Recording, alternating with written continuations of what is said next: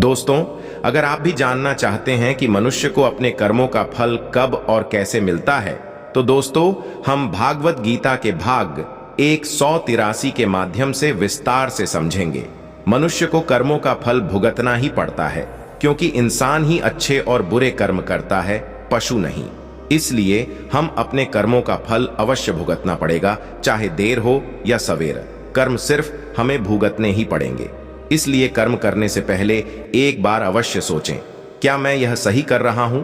अगर कर्म करने से पहले अच्छे से सोच ले तो शायद हम बुरा कर्म करने से बच सकते हैं।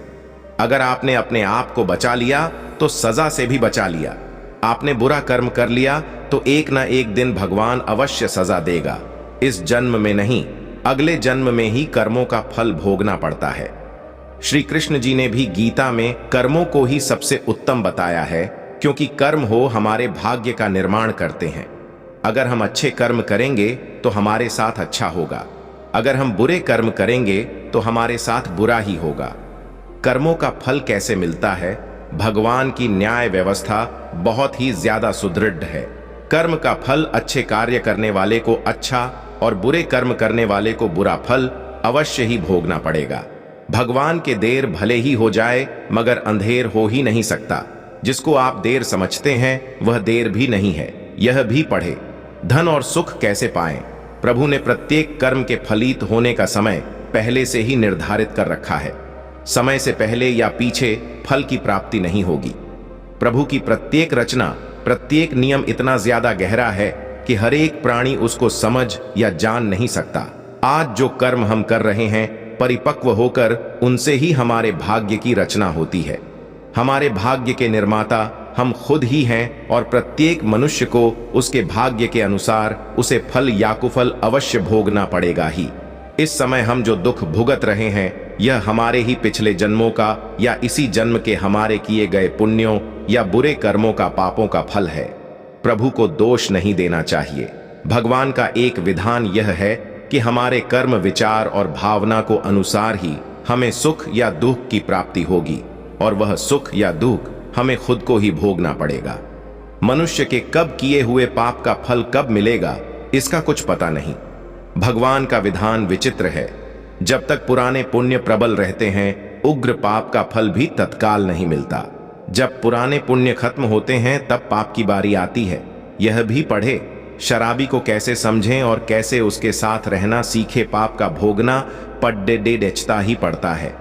इस जन्म में भोगना पड़े या जन्मांतर में, इस लोक में जो दंड भोग लिया जाता है उसके थोड़े में ही शुद्धि हो जाती है, नहीं तो परलोक में बड़ा भयंकर दंड भोगना पड़ता है। मगर सत्संग दंड को कम करा सकता है या फिर कुछ प्रसाद के रूप में भी दे सकता है। अपने दुखों को हंसम हंसम झेलो या रोकर झेलो, यह हमारे कर्मों का फल तो हमें अवश्य ही पड़ेगा। फिर रोकर क्यों झेले? रोने से कष्ट दुगना हो जाता है और हंसते हंसते रहने से आधा हो जाता है। जिस दिन पाप कर्म हो जाए तो अगले दिन उपवास रखो। यह एक उत्तम, यह कर्म भूमि है। कर्म तो करना पड़ेगा, कर्म नहीं करोगे तो पाप चढ़ेगा। जैसा कार्य कर्म होगा वैसा ही फल भी भोगना पड़ेगा। फिर दुष्कर्म क्यों करें? प्रत्येक कर्म प्रभु को याद करके करेंगे, तभी अच्छे फल ही भोगेंगे। धन, दौलत, सुयश, खुशियां, सफलताएं, सुखी परिवार, रोना हमारे कर्मों का फल है, और पीड़ा, दुख, बीमारियों, आफत, दुखी परिवार, रोना हमारे ही बुरे कर्मों का फल है। भूतकाल में हमने जो किया था उसका फल हमें अब मिल रहा है। भूतकाल में हम जो भोग चुके हैं या हो सकता है इस जन्म में भोगेंगे। श्री कृष्ण ने समझाया कि भीष्म पितामह सुख दुख से, जय पराजय से परे है। वो जानते हैं कि जो होने वाला था यही हुआ। भीष्म ने श्री कृष्ण से कहा, भगवान, मैंने ध्यान करके अपने 73वें जन्म तक देखा। मैंने तो कोई कुकर्म नहीं किया, फिर मुझे बाणों की शैया पर क्यों सोना पड़ा? श्री कृष्ण मुस्कुराकर बोले, हे संयम मूर्ति भीष्म, 73वें जन्म के पहले 74वें जन्म तक जब आपको पता चलता कि जब आप किशोर थे तब वन में घूमने गए, वहां पत्ते पर बैठी टिड्डी के शरीर में आपने कांटा चुभोया था। उस कर्म का फल घूमते घूमते अब मिल रहा है। कर्म का फल 6 साल में दुगुना, 12 साल में 4 गुना, जरेनिया 18 साल में 8 गुना, 24 साल में 16 गुना इस प्रकार मिलता है। इसलिए जब आप कर्ता होकर कर्म कर रहे हैं तो सोचे लें कि इसका क्या फल होगा। धृतराष्ट्र ने भी श्री कृष्ण से अपने कर्मों का हिसाब किताब पूछा। मैंने ऐसा क्या कर्म किया कि मुझे अपने 100 बेटों की मृत्यु का शोक मिला? मैंने अपने 100 जन्मों तक पीछे देखा है कृष्ण, लेकिन ऐसा कोई कर्म मैंने नहीं किया।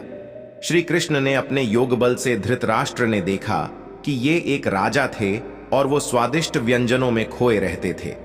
बिना विचार किए जो सामने आ जाता खा लेते। इनाम भी दिया। एक दिन रसोइये ने हसन के 100 बच्चों का मांस बनाकर एक एक करके राजा को खिला दिया।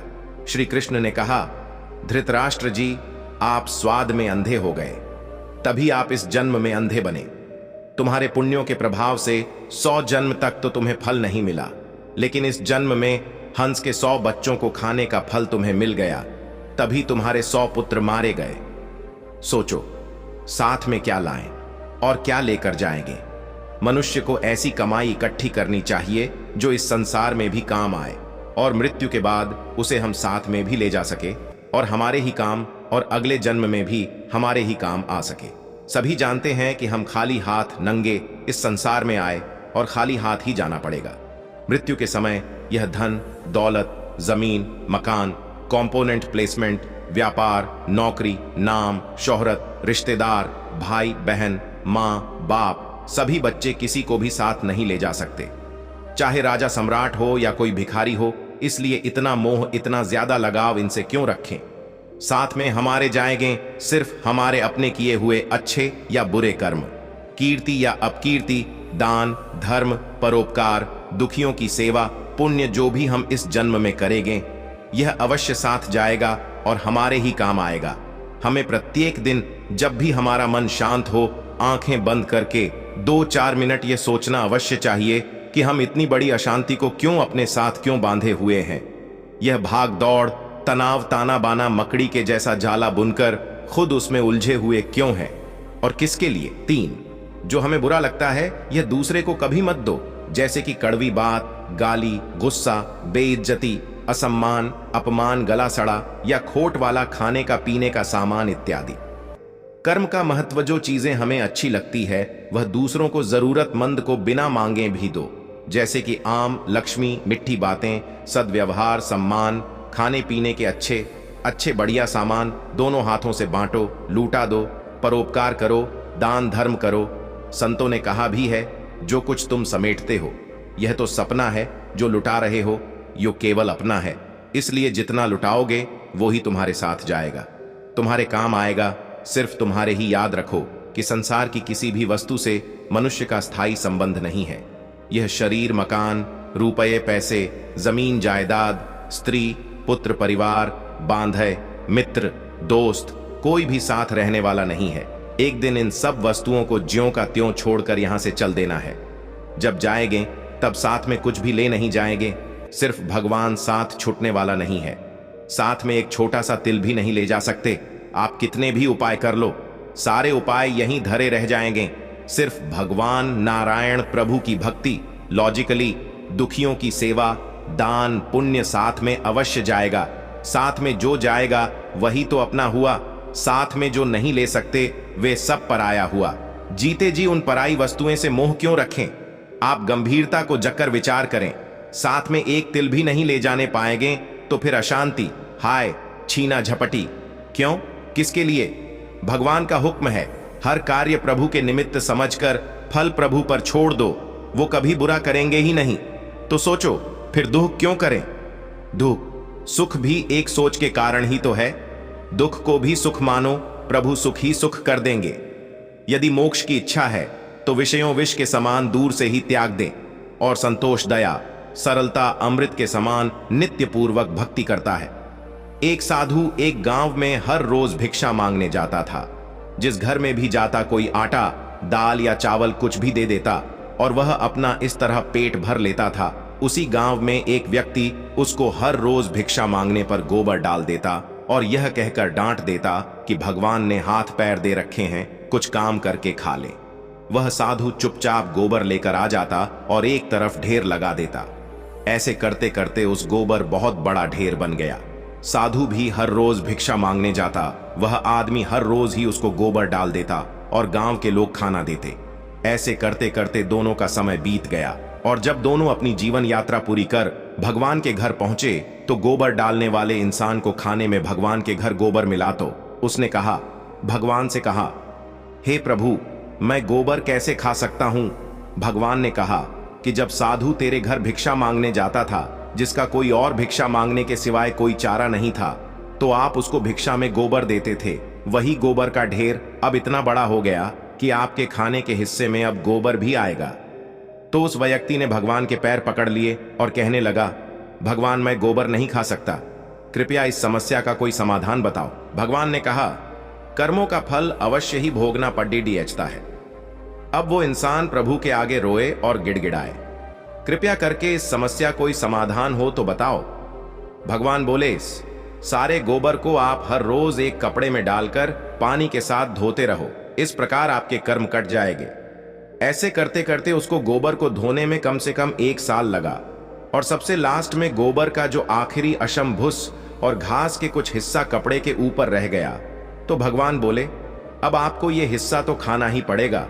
वह इंसान फिर रोए और कहे कि इसको कैसे खाऊं। प्रभु ने कहा, किसी के बुरे कर्मों को मैं कम कर सकता हुए पर बिल्कुल खत्म नहीं हो सकता है, इसीलिए आपको यह तो खाना ही पड़ेगा। भगवान ने उसे समझाया कि आप गोबर खाने से बच गए, अगर आप उसको ना धोते तो वह सारा गोबर आपको खाना पड़ता। कर्म फल का महत्व इसी प्रकार, जब हम जमीन में कोई फल का पौधा लगाते हैं तो उसको उगने में और बड़े होने में समय लगता है और फिर कहीं साल 2 साल बाद बड़ा होता है, फिर उस पर फल लगते हैं, क्योंकि किसी भी कर्म का फल एक दिन में नहीं मिलता, चाहे वह अच्छा हो या बुरा। यह अब आपके ऊपर निर्भर करता है कि आप कर्म कौन सा कर रहे हो।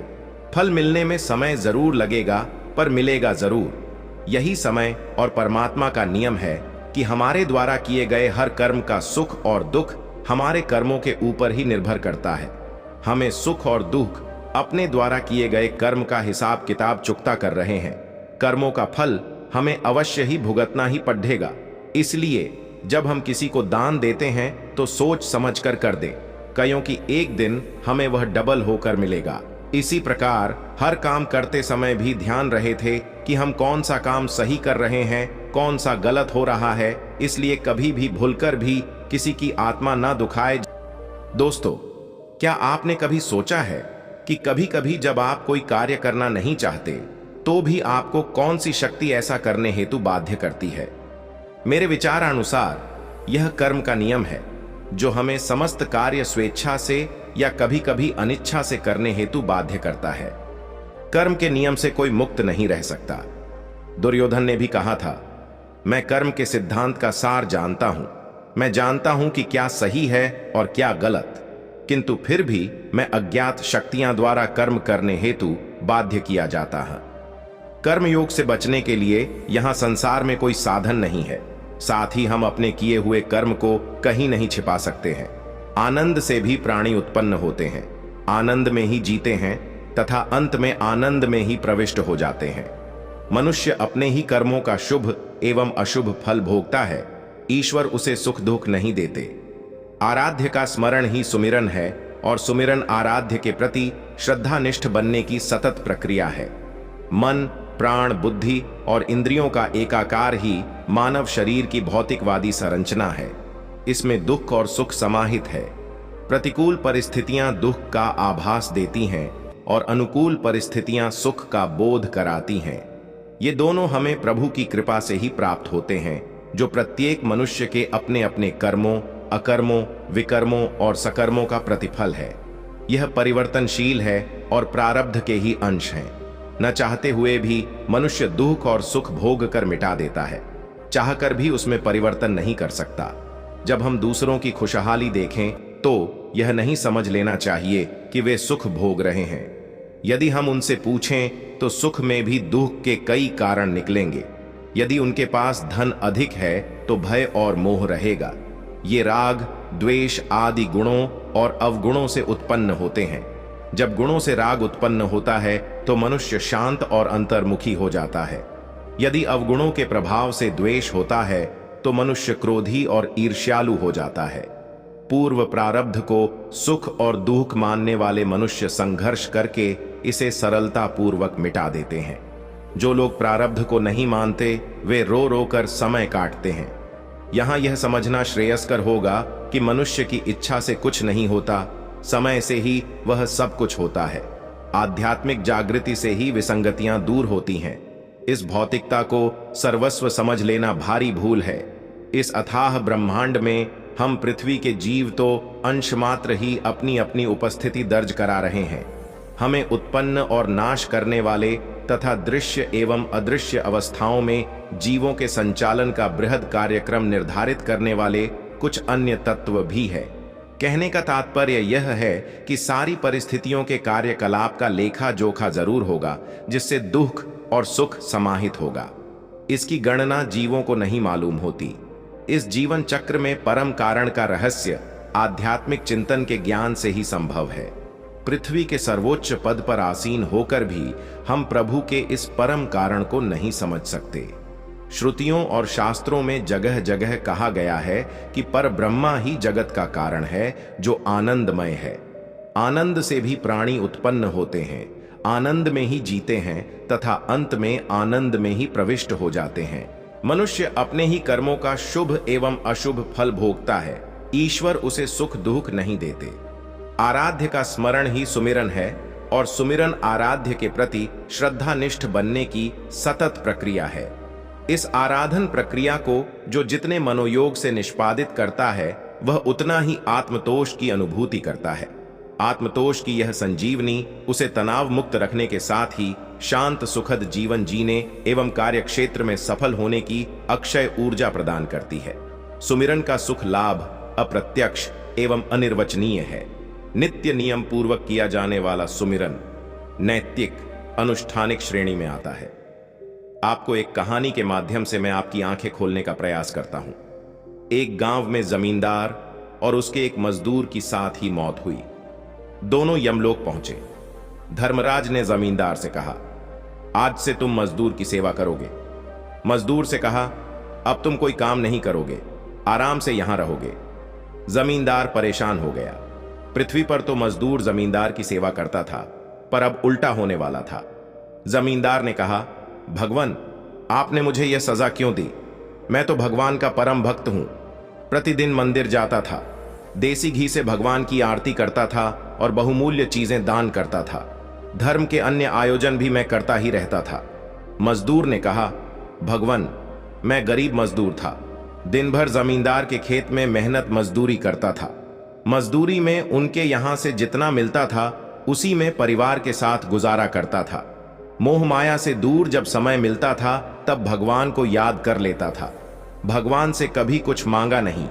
गरीबी के कारण प्रतिदिन मंदिर में आरती तो नहीं कर पाता था, लेकिन जब घर में तेल होता तब मंदिर में आरती करता था और आरती के बाद दीपक को अंधेरी गली में रख देता था ताकि अंधेरे में आने जाने वाले लोगों को प्रकाश मिले। धर्मराज ने जमींदार से कहा, आपने सुन ली ना मजदूर की बात। भगवान धन दौलत और अहंकार से खुश नहीं होते। भगवान मेहनत और ईमानदारी से कमाने वाले व्यक्ति से प्रसन्न रहते हैं। यह मजदूर तुम्हारे खेतों में काम करके खुश रहता था और सच्चे मन से भगवान की आराधना करता था, जबकि तुम आराधना ज्यादा धन पाने के लिए करते थे। तुम मजदूरों से ज्यादा काम लेकर कम मजदूरी देते थे। तुम्हारे इन्हीं कामों के कारण तुम्हें मजदूर का नौकर बनाया गया है ताकि तुम भी एक नौकर के दुख दर्द को समझ सको। इस कहानी से तात्पर्य, आप अपने कर्म फल से नहीं बच सकते। आप जहां भी जाते हैं, जो कुछ भी करते हैं, आपके कर्म ही आपको शांतिपूर्वक देख रहे होते हैं। किसी भी दिन आपको आपके कर्म का फल पृथ्वी पर वहन करना ही होता है। आइए अपने कर्म फल का आनंद लें, अच्छे कर्म करें। समस्याओं एवं दुख की परिस्थिति में अन्य को दोष न देकर अपने कर्म फल को स्वीकार करें। कुछ लोगों का कहना है कि आज की दुनिया में जो मनुष्य अत्याचार करता है, काला बाजार करता है, घूस खा रहा है, मायाचार करता है, व्यसनी है, पानी है, वही सुखी देखा जाता है। उसी के बड़े बड़े बंगले बने हुए हैं, वही आज की दुनिया में सम्मान पाता है। और जो ईमानदारी से न्यायपूर्वक धन कमाकर अपना किसी तरह गुजारा करता है, उसकी न तो कोई भाई बंधुओं में गिनती है, न समाज में, न उसे कोई स्थान प्राप्त है, न उसके पास बड़ी बिल्डिंग ही है, न कुछ संपत्ति ही है। इसलिए लोग कहते हैं कर्म कोई फल नहीं देते। अगर फल देते होते तो जो व्यक्ति भगवान की भक्ति करता है, पाप नहीं करता, दान आदि देता है, उसे सुखी रहना चाहिए, और जो व्यसनी है, पानी है, अत्याचारी है, उसे दुखी रहना चाहिए। पर ऐसा मानना ठीक नहीं है, क्योंकि वह कोई जरूरी नहीं कि आज के किए हुए शुभ शुभ कर्म आज ही फल दें। आज भी दे सकते हैं, कुछ समय पश्चात भी, और दूसरे जन्मों में भी उदय आ सकते हैं, तथा कई जन्मों के बाद भी कर्म अपना फल दे सकते हैं, क्योंकि जब जिस कर्म का उदय होगा तभी उसका फल मिलेगा। जो लोग आज पाप करते हुए भी सुखी देखे जाते हैं, तो कहना होगा कि अभी उनके पूर्व में किए हुए पुण्य कर्मों का फल प्राप्त हो रहा है।